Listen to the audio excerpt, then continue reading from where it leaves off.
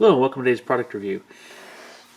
Recently getting into bolt action, I wanted to collect some of the Polish armor from the early war years as a start to my hobby, and I'll eventually move to the Polish art units in the later part of the war.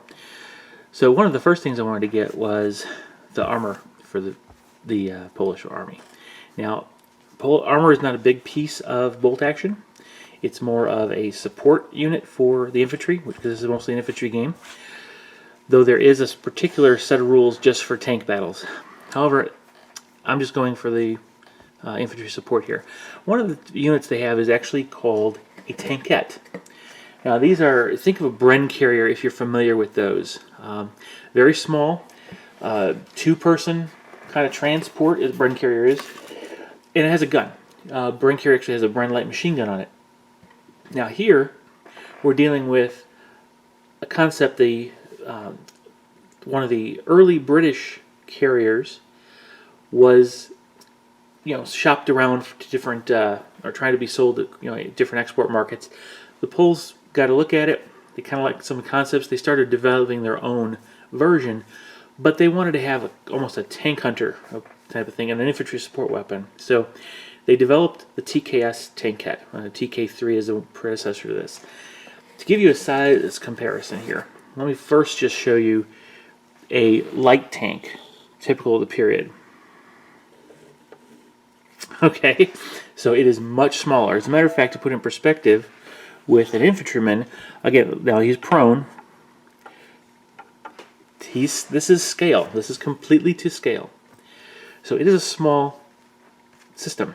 In fact, the commander is the gunner and sits back here. The driver sits here on this side. They actually have the engine sitting right between them, and it's a light, fast vehicle. It can be armed with a 7.92 millimeter machine gun, or several of them. I want to say about maybe 30 at the top end. It might be at 32, maybe. Had 20 millimeter cannon, a Polish developed 32 millimeter cannon.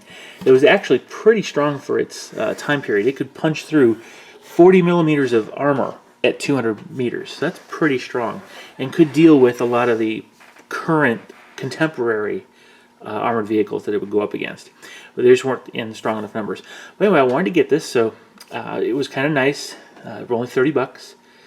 Even though it's kind of small, I would hope there would be two in there. So I'll kind of go through this with you. There's really only three detail parts that come with the package. The first one is this exhaust muffler that goes in the back. Now I don't particularly care for the way they've designed this, because it does not sit flush on the second portion here. I'm going to go ahead and use the Polish anti-tank rifle to point.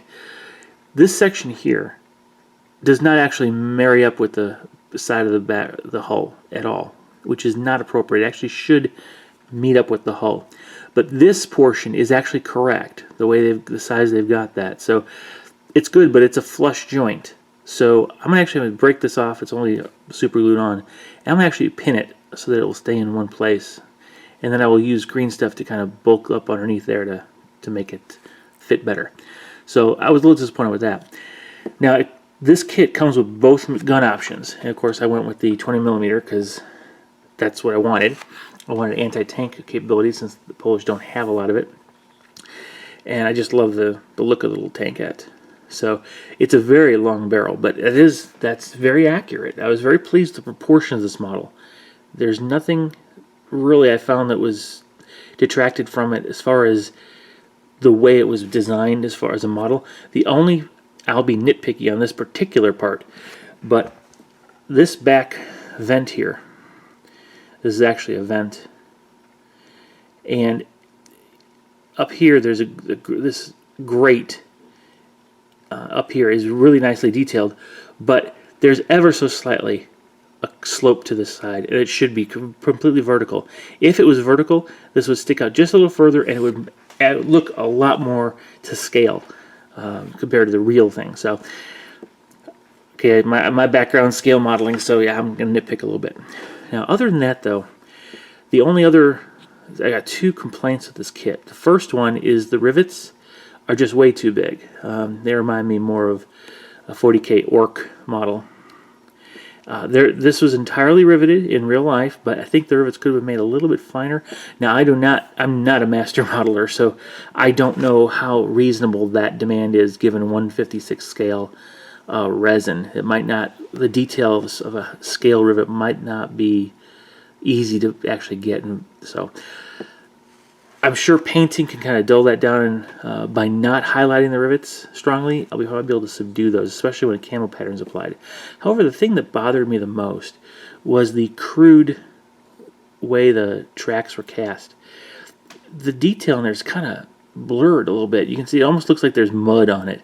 So that's what I'm going to do, is I'm going to end up painting all that, what I'm going to call crud, is as mud. It could have been a lot more crisp, the detail-wise, but it isn't. So it's going to be dirtied up.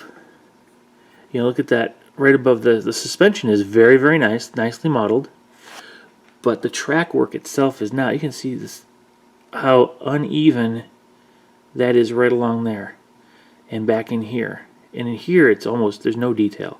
So again, that's going to be a mud effect, I think. All right. Other than that, it is a fairly accurate representation of the actual TKS Tankette the Polish used. So, give you a perspective, there were actually 13 of these in one of the units, the 121st Recon. The second unit had another 13. 4 in each of them were TKSs. The rest were TK3s. So I was really pleased to see the TKS come out. All right, so still not. I would like to have seen 2 of them for the price of $30, but it's okay. I only need 1 in the game. It's not a carrier. It's not a past transport. So hope you found it useful.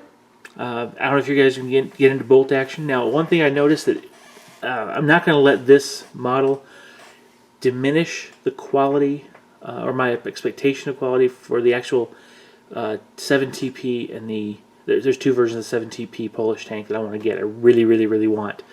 I'm still going to try to get that. I'm hoping when I get the Cromwells and Shermans, they'll be nice and solid as far as detail work goes.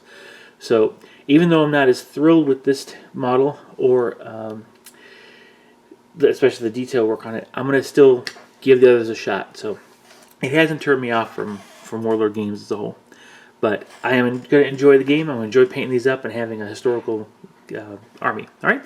So see you in the next video, and please share, like, and subscribe, and I'll catch you later. Bye.